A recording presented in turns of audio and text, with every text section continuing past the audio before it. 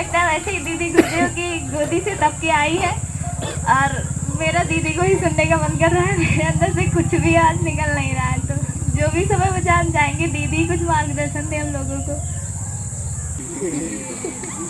छोटी बहन भगिनी पूर्णिमा के द्वारा, है ना। और कितना ही मासूम सा बहाना, कितना अच्छा सा सुंदर सा कि दीदी का मुस्कुराता हुआ चेहरा देखना अच्छा लगता है और दीदी को सुनने का मन करता है, वगैरह वगैरह वगैरह, है ना। सही है, सही है ना।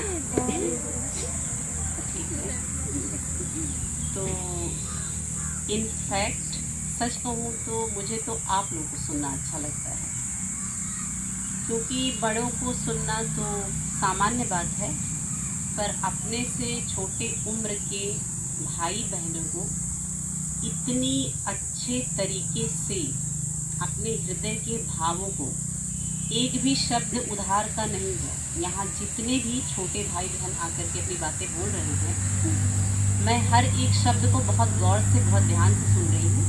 वो उनका अपना अनुभव है और सेगमेंट भी आपके कार्यक्रम का ये है, अनुभव अपने अपने। तो मैं एकदम भाव विभोर हूँ,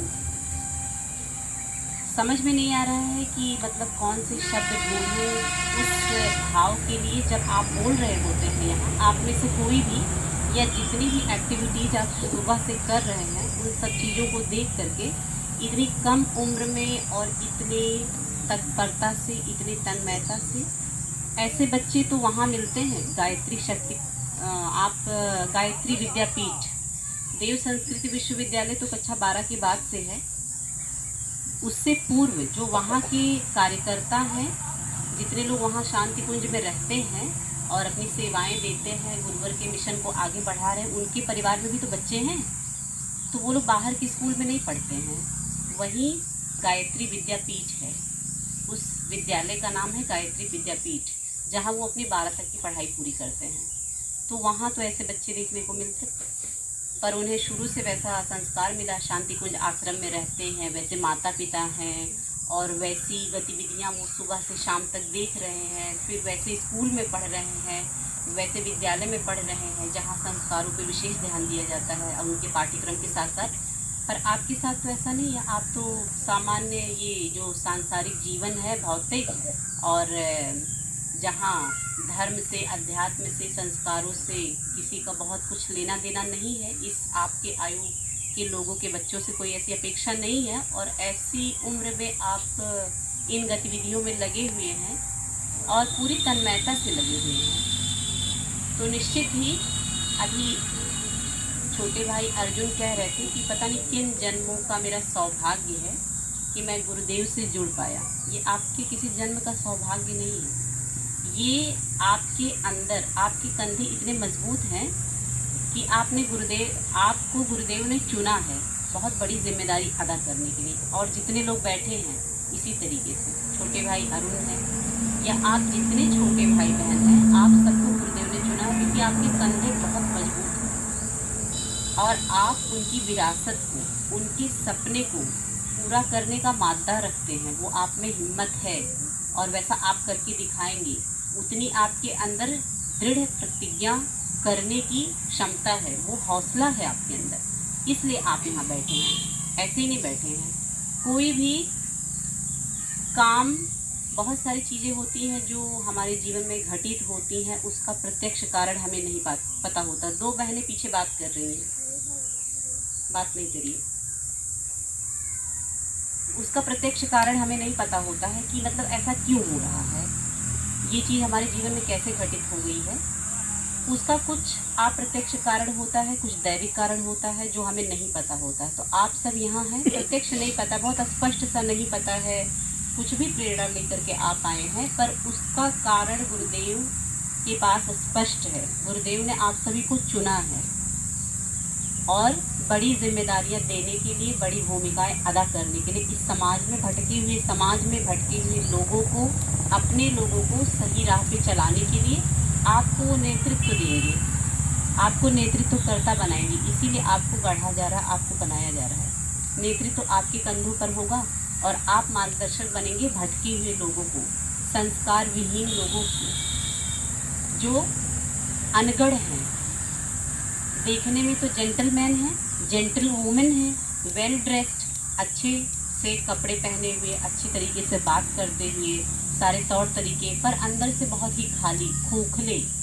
संस्कार विहीन, अपनी संस्कृति का जिनको बोध ही नहीं है, जिनको ज्ञान ही नहीं है, उनको रास्ता दिखाने के लिए, उनका मार्गदर्शक बनने के लिए और साथ साथ अपनी संस्कृति को संभालने के लिए, सहेजने के लिए आपका चयन हुआ है। आप यहाँ पर बैठे हैं, बहुत बड़ी आपके कंधों पर बहुत बड़ी जिम्मेदारी दी जाने वाली है, इसलिए आपको तैयार किया जा रहा है। आप किसी भी चमत्कार से यहाँ नहीं आए हैं और एक्सीडेंटली भी नहीं आए हैं। एक्सीडेंटल समझते हैं? एक्सीडेंटल मतलब अचानक से हम चल रहे होते हैं, हमें पता नहीं होता है कि हमारा एक्सीडेंट यहाँ हो जाएगा, है ना, उसी से बना है। एक्सीडेंटली भी नहीं है कि अच्छा कोई चला गया हमारे घर पे और कह दिया, हमारे माता पिता से बात कर लिया, ऐसे कुछ संपर्क बना और मेरा यहाँ पर आना हो गया इस शिविर में। एक्सीडेंटली नहीं आए हैं आप, ये पूर्व नियोजित था। गुरुदेव को आपको यहाँ पर खींच के लाना था, यहाँ इस परिवेश से और इन चीज़ों से आपका परिचय करवाना था, इसलिए आप यहाँ आए हैं। और वैसा ही आपको बनना है और आप बनेंगे, निश्चित है। ये मेरा पूरा विश्वास है कि आप वैसा बन करके दिखाएंगे। जो चीज़ें यहाँ सीख रहे हैं, जो अनुभव ले रहे हैं, उसको अपने अंदर लागू करेंगे और वैसा बन करके दिखाएंगे। जब बीज को सही तापमान दिया जाए, अच्छी मिट्टी रहे, बहुत तेज धूप हो जाए तब भी वो सही तरीके से अंकुरित नहीं हो पाएगा, है ना। और अच्छी मिट्टी ना रहे, बंजर मिट्टी रहे, सही नमी ना मिले तब भी अंकुरित नहीं हो पाएगा। और यदि इसे सब कुछ सही तापमान, उचित नमी, अच्छा परिवेश उसको दिया जाए तो बहुत ही अच्छे तरीके से, स्वस्थ तरीके से अंकुरित हो जाएगा वो बीज, है ना। बस यही आपके साथ भी हो रहा है। आपको उचित तापमान, उचित नमी, अच्छी भूमि, अच्छा परिवेश, नमी, धूप, वायु, ये सब चीज़ें आपको दी जा रही हैं जो यहाँ पर आपके शिविर में, वो आपके लिए, आपको स्वस्थ तरीके से अंकुरित करने के लिए, विकसित करने के लिए दी जा रही हैं। किसी भी परिस्थिति में आप किस तरीके से अपना संतुलन कभी ना खोएं, परिस्थिति कोई भी हो, अपना संतुलन कभी भी ना खोएं और अपना विवेक हमेशा जागृत रखें। विवेक मतलब सही गलत की समझ, है ना। आकर्षण तो बहुत है, भटकावे तो बहुत है ना। आकर्षण भी बहुत है, भटकावे भी बहुत हैं। भ्रम के भटकावे छोड़ो, कुछ काम प्रभु का कर लो रे।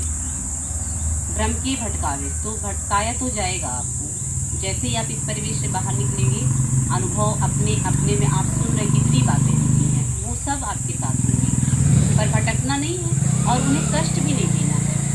उनसे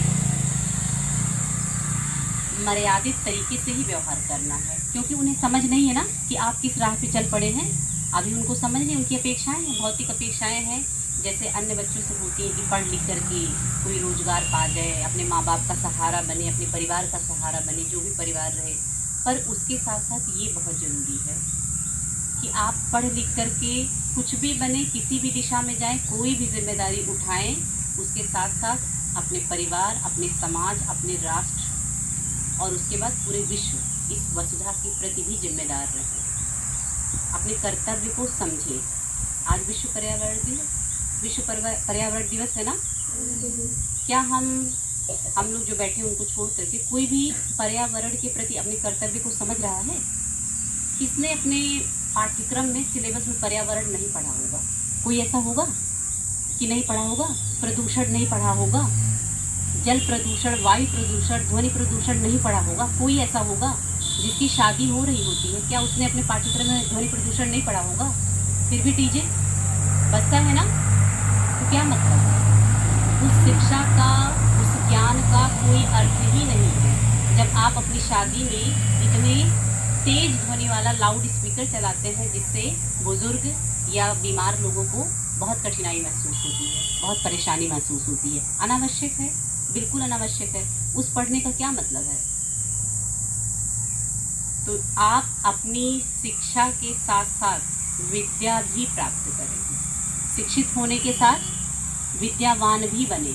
इसलिए यही इस शिविर का उद्देश्य है कि आप जो पढ़ रहे हैं उसके साथ साथ आपको अपना कर्तव्य बोध भी हो इस मानव जीवन का। केवल इतना ही मतलब है।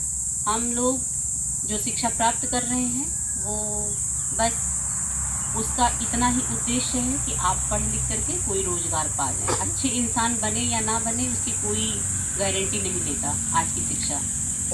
पर जो गुरुदेव का सपना है, आप पढ़े लिखें तो ज़रूर, पर आप शिक्षित होने के साथ क्या हो,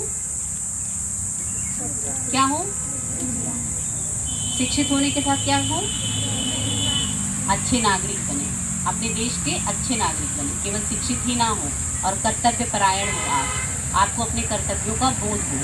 यही आपकी गुरुदेव से शिक्षा है। यही आपका अपने समाज के प्रति, अपने परिवार के प्रति और अपने इस चेतना केंद्र के प्रति यही आपका उत्तरदायित्व है। और यही आपकी गुरुदक्षिणा भी होगी। आपकी गुरुदक्षिणा यही होगी। जब भी हम कुछ लेते हैं किसी से तो बदले में कुछ देने की परंपरा थी ना। शिष्य लोग गुरु दक्षिणा दिया करते थे, गुरु ज्ञान दिया करते थे और शिष्य लोग गुरु दक्षिणा दिया करते थे, यही करते थे। तो गुरु दक्षिणा में आपको यही देना है कि आप अपने व्यक्तित्व को ऊंचा बनाकर, महान बनाकर दिखाएं। आप कभी भी जो भी चीज़ें यहाँ से सीख रहे हैं उससे डगमगाए ना, उससे भटके ना, कभी भी उनसे जुड़ाव आपका टूटे ना। यही आपकी गुरु दक्षिणा होगी सच्चे अर्थों में।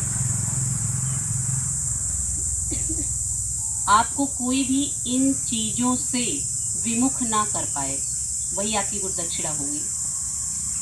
और जितना ही उसको आप अपने ध्यान में रखेंगे इन बातों को कि मेरी जिम्मेदारियां क्या हैं, उस 9 दिन के शिविर को करने के बाद मुझे कैसा जीवन जीना चाहिए, इस बात का जितना बोध आपके अंदर बना रहेगा उतना ही आप में निखार आता रहेगा।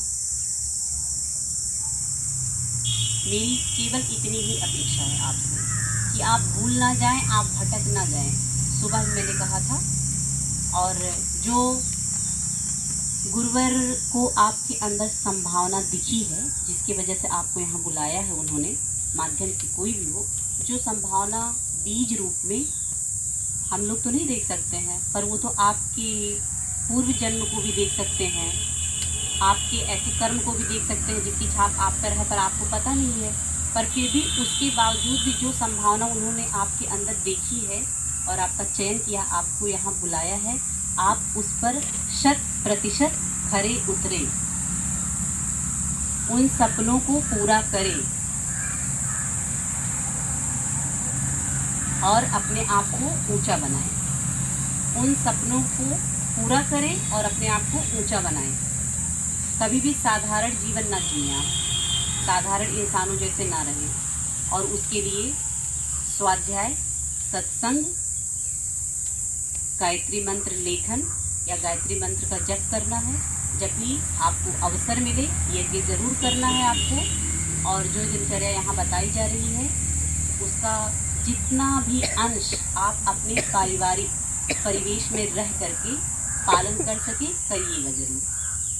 पारिवारिक परिवेश में ये वाला माहौल नहीं मिलेगा। जितना भी अंश ज़्यादा से ज़्यादा आप रह करके उसका पालन कर सके, उसको कोशिश करना है आपको। जब कभी आपका गीत संगीत कुछ गुनगुनाने का मन करे तो बहुत सारे प्रज्ञा गीत आपको सिखाए गए होंगे। और कर्मकांड जो है वो अभ्यास का विषय है। जितना अभ्यास करेंगे, जितना बोलेंगे, उतनी ही स्पष्टता आएगी उच्चारण में। एक एक अक्षर, एक एक मंत्र। वो एक आपने दृष्टांत सुना होगा कि एक जगह पर यज्ञ हो रहा था, कुछ विद्वान यज्ञ करवा रहे थे। बारिश नहीं हो रही थी, उसकी वजह से यज्ञ करवाया जा रहा था। तो मंत्रोच्चारण शुरू हुआ और फिर भी बारिश नहीं हुई। पूरा समापन की तरफ आ गया, जो भी आयोजन किया गया था समापन की ओर हो गया। तो फिर सभी लोग चर्चा करने लगे कि ये तो अचूक मंत्र है और इसका उच्चारण करने से, इसका हवन करने से तो बारिश होना अवश्यंभावी है, मतलब टल ही नहीं सकता है, ऐसा है। तो कहाँ क्या कमी रह गई, कोई त्रुटि हो गई, भूल हो गई, यज्ञ करने में कोई गलती हो गई या क्या गलती हो गई।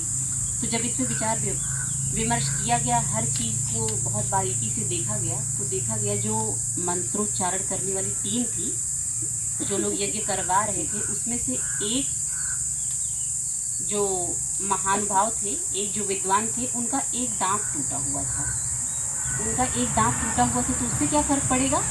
दांत टूटने से हवा जो है जहाँ जिस मात्रा में निकलनी चाहिए, वायु निकलती है, हम कोई भी चीज़ उच्चारण करते हैं किसी भी शब्द का, अक्षर का, तो उस मात्रा में, उस अनुपात में वो उच्चारण उनसे नहीं हो पा रहा था। उस त्रुटि के कारण बारिश नहीं हुई।